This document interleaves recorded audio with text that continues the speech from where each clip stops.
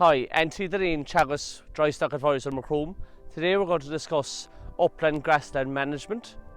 Hi, my name is Aine, Riordan, Drystock advisor based in Macroom. Land eligibility is critical for cross-compliance. For land to be deemed eligible under cross-compliance, this land needs to be grazed, actively grazed during the year. Department on a regular basis carry out satellite inspections on parcels, and if land is deemed ineligible, it will have serious consequences for upland sheep and grassland farmers if this land is ineligible, as will affect their direct payments. So in the upland habitats there are 4 different types of habitats. The first there being upland grassland, that would be dominated by low growing grasses. The next to be dry heath, it's a shallow bog and there'll be different levels of headers growing.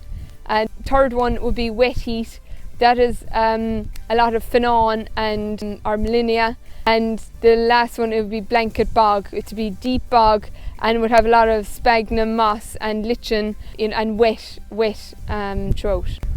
On these upland type grasslands, the time of grazing is very important. Armelinia, or commonly known as phenon, needs to be fed in the early part of the year, late spring, early summer, while it is still green. If it turns white, it becomes inedible and the stock won't graze it. Likewise with heather, it can't be left get too tall and woody, needs to be fed while it is low and it's eligible at that stage. Stocking rates, which are sustainable, are very important in upland grasslands. Different habitats can support different amount of stocking rate. Upland grasslands could support ewes of 1.5 to 5 ewes per hectare.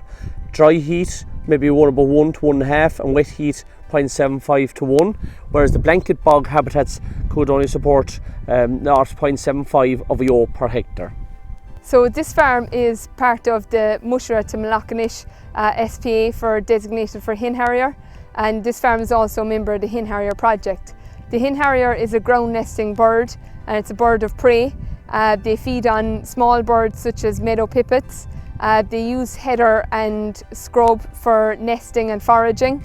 And as part of the Hen Harrier project, this ground is scored annually.